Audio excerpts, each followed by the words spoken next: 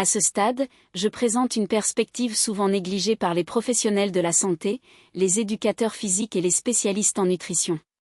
Pour ceux qui souhaitent optimiser le développement musculaire, préserver la force au fil des années et maintenir un métabolisme actif tout au long de la journée, il est impératif d'abandonner la dépendance exclusive aux suppléments de vitamine D et de concentrer son attention sur deux nutriments spécifiques, capables d'être incorporés au petit déjeuner, qui activent les mécanismes anabolisants de l'organisme.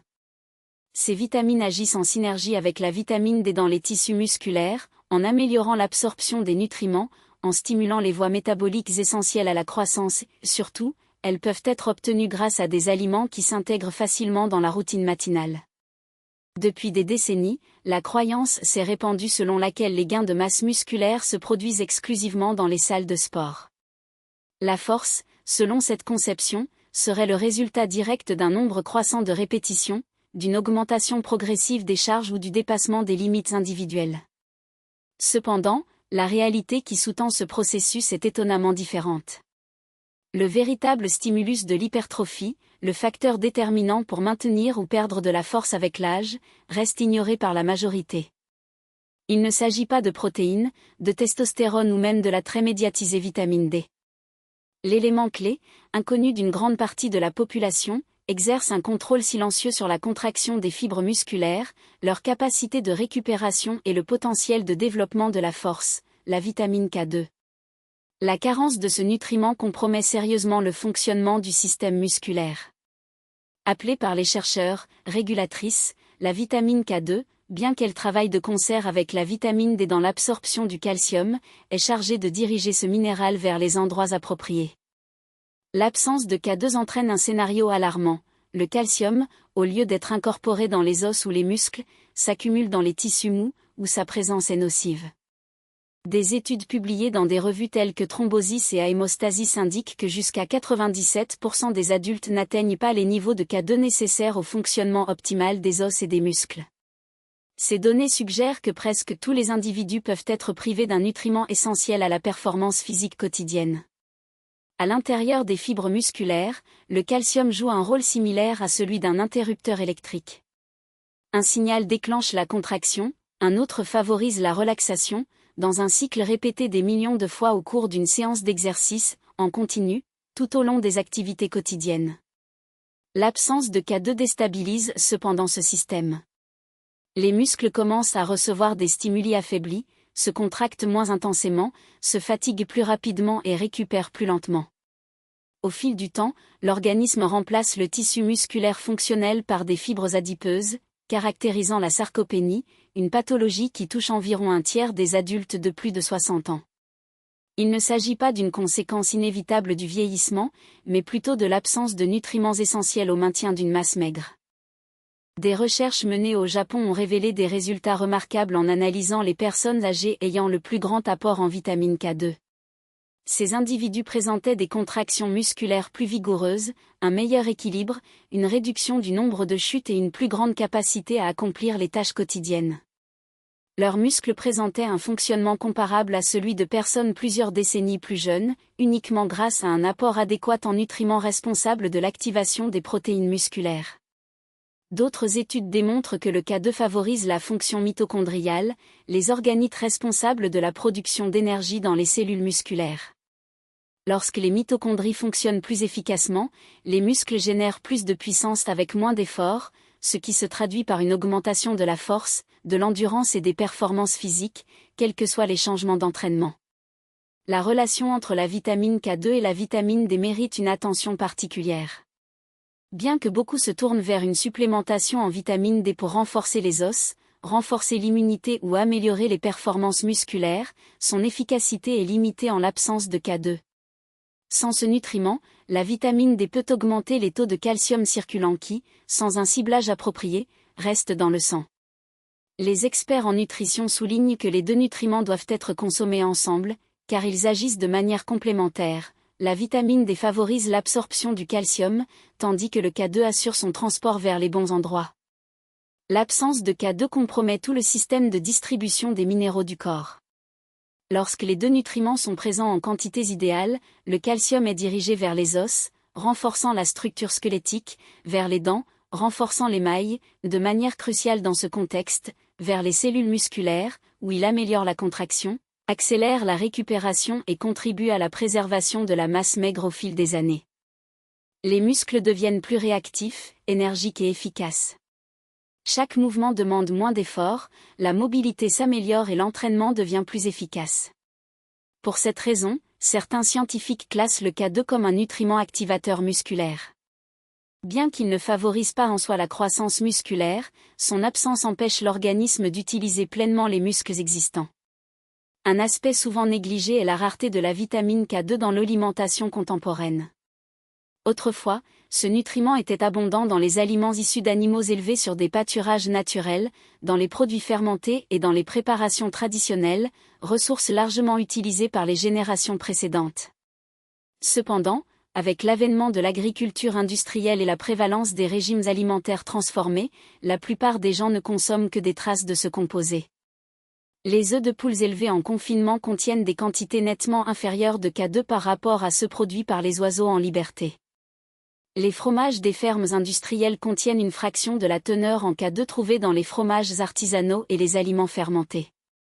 L'une des sources les plus riches, le natto, est pratiquement absente de l'alimentation occidentale.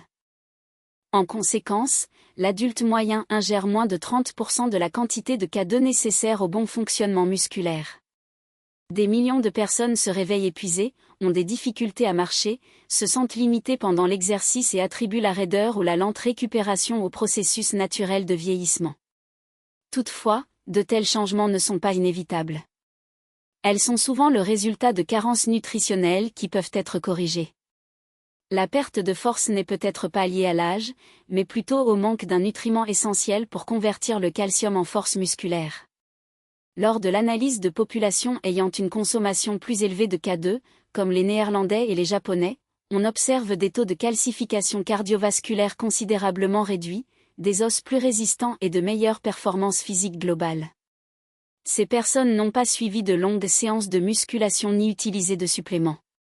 Ils ont simplement inclus dans leur alimentation des aliments naturellement riches en K2, comme les œufs, le beurre élevé au pâturage, les fromages affinés et les dérivés de soja fermentés. En conséquence, leurs corps sont restés forts, équilibrés et agiles jusqu'à un âge avancé.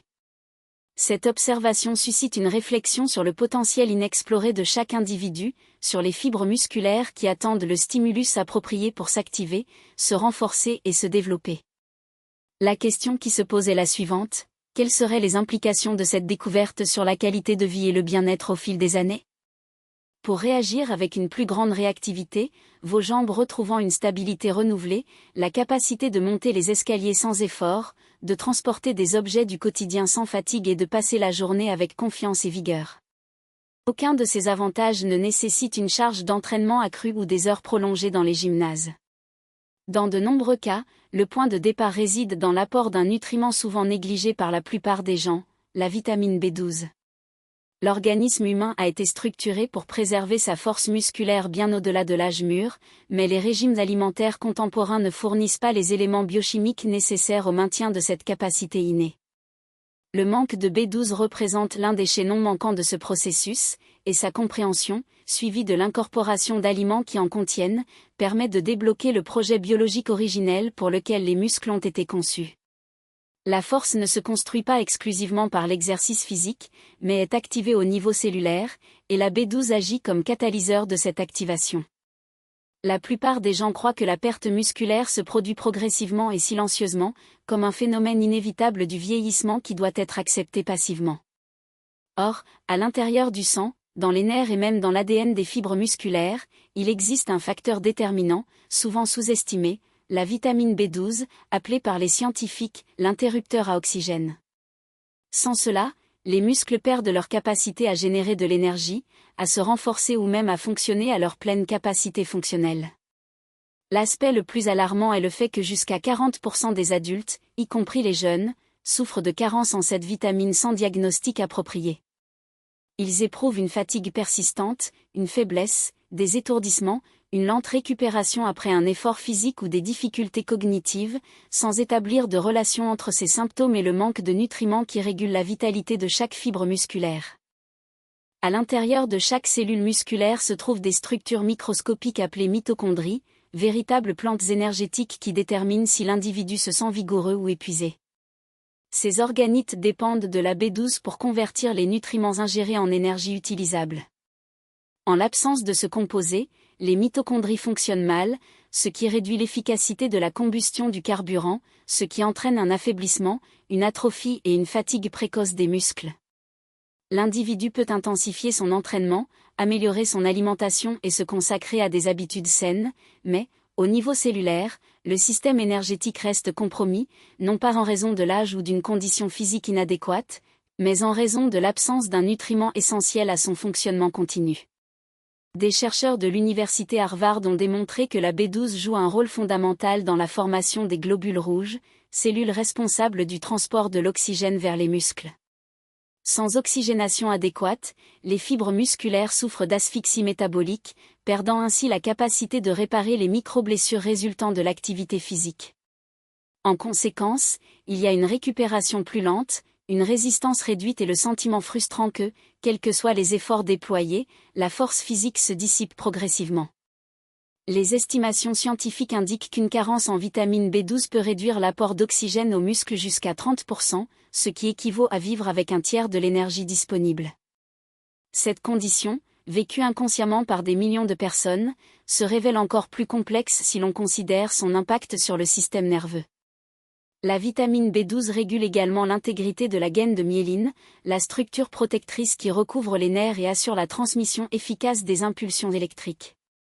Ces signaux nerveux sont chargés de commander la contraction musculaire, déterminant son intensité, sa vitesse et sa précision. Lorsque les niveaux de B12 sont inférieurs à l'idéal, la communication neuronale devient lente et imprécise, ce qui entraîne une réduction du temps de réaction, une altération de la coordination motrice et une diminution de la force appliquée. De nombreuses personnes perçoivent ces effets comme une sensation de lourdeur dans les jambes lorsqu'on monte les escaliers, une difficulté à maintenir une prise ferme lorsqu'on tient des objets ou encore l'impression déconcertante que leur force diminue sans cause apparente. Des études publiées dans la revue Nutrient établissent une corrélation directe entre de faibles niveaux de vitamine B12 et une fragilité accrue, une perte d'équilibre et une mobilité réduite, en particulier chez les adultes de plus de 50 ans. Mais le problème ne se limite pas à cette tranche d'âge. Les personnes plus jeunes, dont l'alimentation est pauvre en aliments d'origine animale, qui sont confrontées à des niveaux de stress élevés, souffrent de troubles digestifs ou utilisent régulièrement des médicaments tels que la metformine ou des inhibiteurs de l'acide gastrique, sont également susceptibles de souffrir de carences. Parce que les symptômes d'une carence en B12 imitent les signes courants du vieillissement, des millions de personnes attribuent leur faiblesse, leur fatigue ou leur difficulté de concentration à des processus naturels, alors qu'en réalité, leurs cellules souffrent de l'absence d'un nutriment qui devrait être disponible en abondance. Des recherches récentes sur la régénération musculaire ont révélé un mécanisme encore plus surprenant. La B12 agit directement sur le processus de synthèse des protéines musculaires. Cela signifie que, même avec un apport adéquat en protéines, le corps ne peut pas les convertir efficacement en nouvelles fibres musculaires sans la présence de ce nutriment. L'analogie la plus appropriée serait d'essayer de construire un bâtiment sans clous. Les matériaux, les outils et la main-d'œuvre sont disponibles, mais il manque l'élément essentiel qui garantit la cohésion structurelle. C'est la raison pour laquelle de nombreuses personnes ont des difficultés à développer leur masse musculaire, même lorsqu'elles adoptent une alimentation équilibrée et des programmes d'exercice réguliers. Le facteur limitant ne réside pas dans un manque d'effort, mais dans un déséquilibre biochimique dont la correction nécessite le remplacement de la B12. Dans une étude qui a évalué les niveaux de cette vitamine chez les athlètes, il a été constaté que ceux qui avaient des concentrations optimales avaient une plus grande résistance, une récupération plus rapide, des contractions musculaires plus puissantes et une performance globale supérieure. De tels bénéfices ne proviennent pas d'un entraînement plus intense, mais de l'optimisation du potentiel biologique cellulaire. La capacité musculaire n'est pas limitée par la volonté, mais par la biochimie individuelle, et la B12 fait partie des nutriments dont dépend le plus cette biochimie. Cependant, un aspect souvent négligé mérite d'être souligné, la B12 est l'une des rares vitamines que le corps humain ne peut pas synthétiser seul, dépendant exclusivement de sources alimentaires. Cependant, les régimes alimentaires modernes rendent cet objectif de plus en plus difficile. Bon nombre des aliments les plus riches en ce nutriment, comme les œufs, le poisson, la volaille et les produits laitiers, sont consommés moins fréquemment qu'il y a quelques décennies. Les personnes qui adoptent un régime à base de plantes, à moins qu'elles ne se tournent vers des aliments enrichis, ont généralement des niveaux pratiquement nuls de B12. Même ceux qui maintiennent une alimentation équilibrée peuvent en absorber des quantités insuffisantes en raison de problèmes gastro-intestinaux, d'une faible acidité gastrique ou de l'utilisation de médicaments qui interfèrent avec l'absorption des nutriments. Il en résulte une diminution progressive et silencieuse de la force musculaire, attribuée à tort au vieillissement, une fatigue chronique interprétée comme une conséquence du manque de sommeil et une faiblesse des jambes perçue comme une inactivité, alors qu'en réalité elle reflète l'érosion progressive de la capacité cellulaire à générer de l'énergie. La carence en B12 ne s'installe pas brusquement, mais s'installe plutôt insidieusement, s'accumulant au fil du temps. Au moment où les symptômes deviennent perceptibles, les muscles peuvent déjà s'être adaptés au fonctionnement dans un état de faible énergie. La bonne nouvelle réside dans le fait que le remplacement de ce nutriment peut déclencher des transformations importantes. L'oxygénation des tissus s'améliore, les signaux nerveux se renforcent et les mitochondries reprennent leur pleine fonction, produisant l'énergie dont les muscles ont besoin. De nombreuses personnes décrivent ce changement comme un éveil, les jambes retrouvent de la légèreté, la force revient, les entraînements deviennent plus efficaces et même l'humeur s'améliore, car la B12 influence les neurotransmetteurs associés à la motivation et à la concentration. Visualiser les muscles fonctionnant au maximum de leur capacité nécessite avant tout le rétablissement d'un équilibre biochimique fondamental. Le corps commence la journée avec un avantage métabolique décisif. La synergie entre ces nutriments optimise non seulement la production d'énergie, mais établit également un environnement cellulaire propice à la régénération musculaire et au maintien de la force dans le temps. La consommation matinale, en particulier, active une cascade biochimique qui s'étend dans tout le corps. La B12 améliore la synthèse de myéline, assurant l'intégrité des signaux nerveux qui contrôlent la contraction musculaire, tandis que la K2 dirige le calcium vers les os et les tissus mous, empêchant ainsi son dépôt inadéquat dans les vaisseaux sanguins ou les articulations. Des études longitudinales démontrent que les individus qui complètent ensemble ces vitamines connaissent non seulement une amélioration de leur performance physique, mais également une réduction significative de la perception de la fatigue. L'explication réside dans la capacité de ces nutriments à moduler l'expression de gènes liés au métabolisme énergétique et à la réponse inflammatoire. La B12, par exemple, régule l'activité de la méthionine synthase, une enzyme essentielle à la production de S-adénosylméthionine, SAM, une molécule qui influence directement la réparation des tissus et la synthèse des neurotransmetteurs. En parallèle, K2 active des protéines comme l'ostéocalcine qui, en plus de renforcer la matrice osseuse, joue un rôle surprenant dans la régulation de la sensibilité à l'insuline et de l'efficacité mitochondriale. L'interdépendance entre ces mécanismes révèle une vérité fondamentale. La force musculaire n'est pas un attribut isolé, mais le résultat d'un réseau complexe de processus interconnectés. Lorsque ce réseau fonctionne de manière synchronisée, le corps réagit non seulement mieux à l'effort physique, mais récupère également plus rapidement et plus précisément. La fatigue post-exercice, par exemple, ne résulte souvent pas de l'intensité de l'entraînement, mais de l'incapacité des mitochondries à répondre continuellement à la demande d'énergie. Dans ce contexte, la combinaison de B12 et de K2 agit comme un régulateur métabolique, garantissant que la production d'ATP se produit de manière stable, même en cas de stress oxydatif. De plus, l'action conjointe de ces nutriments a des implications directes dans la prévention du déclin musculaire associé au vieillissement. Des recherches récentes indiquent que le déficit en K2 est corrélé à la perte de masse maigre chez les personnes âgées, tandis que des niveaux insuffisants de B12 accélèrent la dégénérescence des fibres nerveuses périphériques, compromettant la coordination motrice.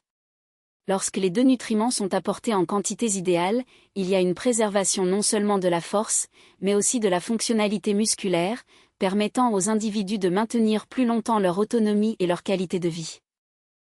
L'application pratique de ces connaissances dépasse la sphère sportive. Les personnes souffrant de faiblesse chronique, de douleurs articulaires ou de mobilité réduite attribuent souvent leurs symptômes au vieillissement ou à un mode de vie sédentaire, alors qu'en réalité elles peuvent souffrir d'un déséquilibre nutritionnel corrigible. Un remplacement adéquat de la B12 et de la K2, associé à une alimentation riche en aliments complets, peut inverser la fatigue inexpliquée et restaurer la capacité fonctionnelle de l'organisme. Il est toutefois important de souligner que l'efficacité de cette approche dépend non seulement de la présence des nutriments, mais également de leur biodisponibilité. L'absorption de la B12, par exemple, nécessite l'intégrité du facteur intrinsèque, tandis que la K2 est mieux utilisée lorsqu'elle est consommée sous sa forme ménaquinone 7, MK7, d'origine bactérienne. La science derrière cette interaction est toujours en expansion, mais les données désormais disponibles offrent une perspective claire. La santé musculaire ne se limite pas à l'entraînement ou à la génétique, mais plutôt à la capacité du corps à orchestrer efficacement ses ressources biochimiques. Lorsque cette orchestration est interrompue, même les muscles les mieux conditionnés perdent leur puissance. Cependant, lorsque les bons nutriments sont apportés dans les proportions appropriées, l'organisme réactive son potentiel latent, permettant à chaque fibre musculaire de fonctionner avec la précision et l'énergie pour lesquelles elle a été biologiquement conçue. L'organisme entame alors un processus de recalibrage métabolique. Les cellules reprennent leur mécanisme de réparation, tandis que l'influx nerveux commence à être transmis plus efficacement. Les signaux calciques, essentiels à la contraction musculaire, s'intensifient et les activités qui demandaient auparavant un effort excessif deviennent progressivement plus accessibles. La force musculaire, loin d'être perdue, était dans un état de latence, dans l'attente du rétablissement des conditions biochimiques idéales. Le véritable pouvoir physique ne réside pas uniquement dans les actions extérieures, mais dans la capacité intrinsèque des cellules. Lorsque des vitamines telles que K et B agissent en synergie, elles déclenchent une récupération fonctionnelle qui permet à l'individu d'accéder à des niveaux de performance qu'il n'a pas connus depuis longtemps.